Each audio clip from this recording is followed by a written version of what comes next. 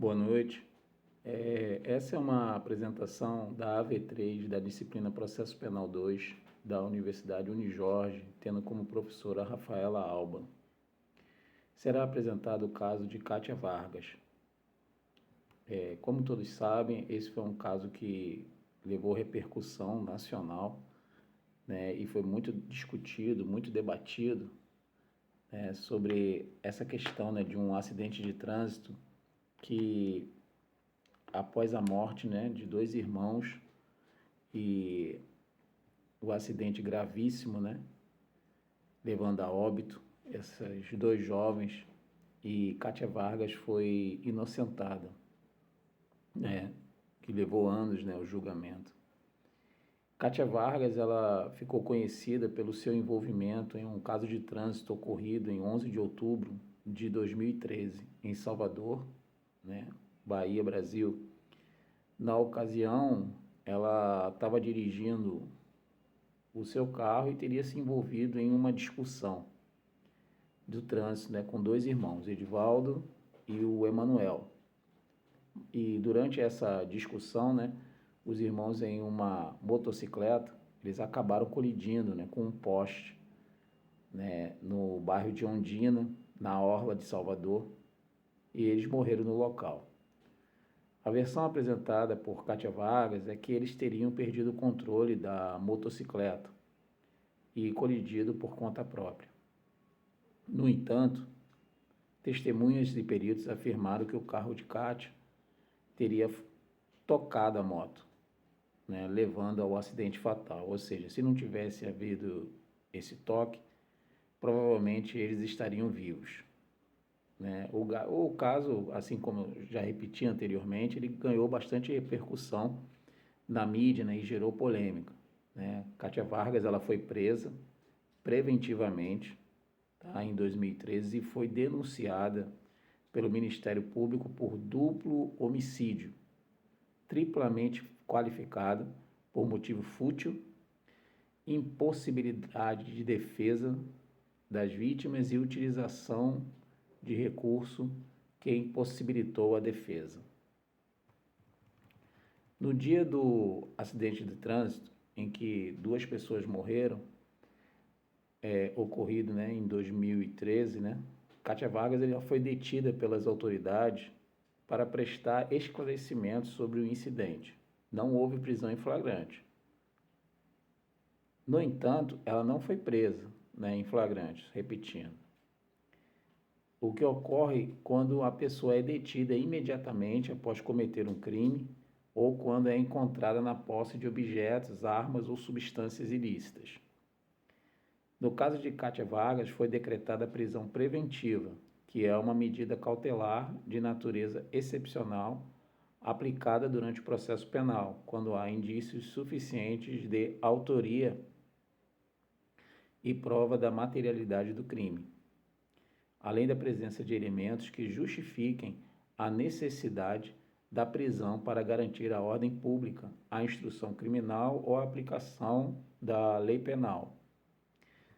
A Kátia Vargas, ela foi presa, né, preventivamente em outubro de 2013, logo após o acidente de trânsito, nas quais as duas pessoas morreram. A prisão preventiva foi decretada pelo juiz responsável pelo processo, levando em consideração os elementos presentes no caso e a necessidade de garantir a instrução criminal. Após a detenção de Kátia Vargas, as investigações prosseguiram e, posteriormente, foi decretada a prisão preventiva, como mencionado anteriormente, com base nos elementos presentes no caso e na necessidade de garantir a instrução criminal. No caso da Kátia Vargas, foram apontados alguns erros, né, e questionados durante o processo judicial. É importante, né, a gente verificar cada passo.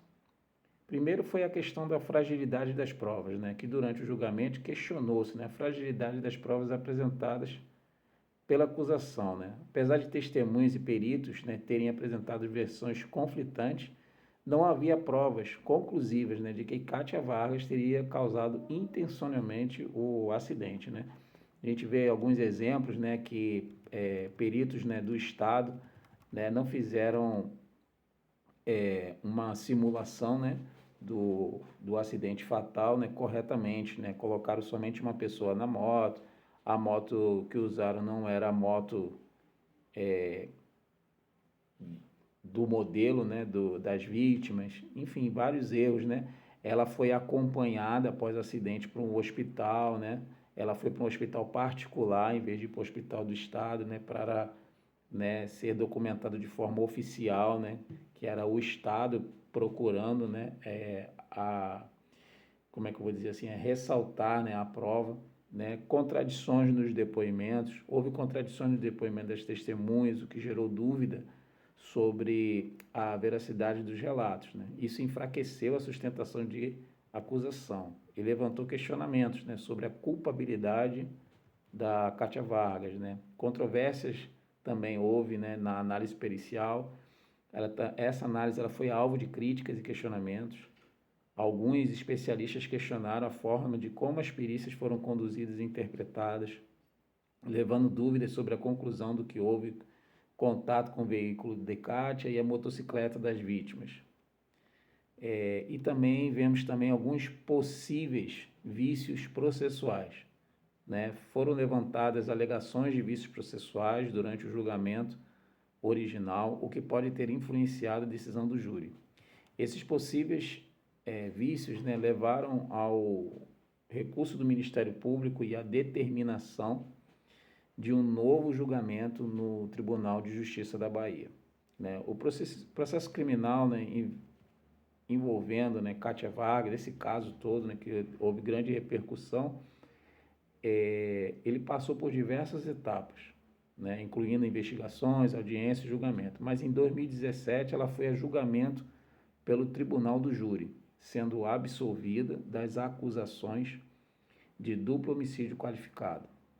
A decisão foi baseada na falta de provas conclusivas de que Cátia Vargas teria causado intencionalmente o acidente. Após a absolvição, o Ministério Público recorreu da decisão, tá, buscando a anulação do julgamento e a realização de um novo júri. Em 2018, o Tribunal de Justiça da Bahia ele acolheu o recurso e determinou que o caso fosse julgado novamente. No sistema jurídico brasileiro, o Tribunal de Júri é um órgão responsável por julgar crimes dolosos contra a vida, como homicídios, um exemplo. O Tribunal do Júri é composto por um juiz togado que preside a sessão e aplica as leis, e por um corpo de jurados que são cidadãos selecionados para compor o júri popular.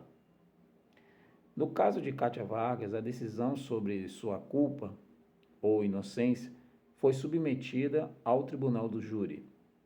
Em 2017, ela foi a julgamento pelo júri popular, no qual os jurados ouviram as evidências, os depoimentos das testemunhas e os argumentos da acusação e da defesa. Após avaliar as provas e argumentos apresentados, os jurados decidiram pela absolvição de Cátia Vargas das acusações de duplo homicídio qualificado. O princípio da soberania do júri implica a decisão do tribunal do júri, e ela é final e não pode ser modificada pelo juiz togado. O que isso significa? Isso significa que, uma vez proferido o veredito pelos jurados, o juiz não pode reavaliar a culpa ou inocência do acusado.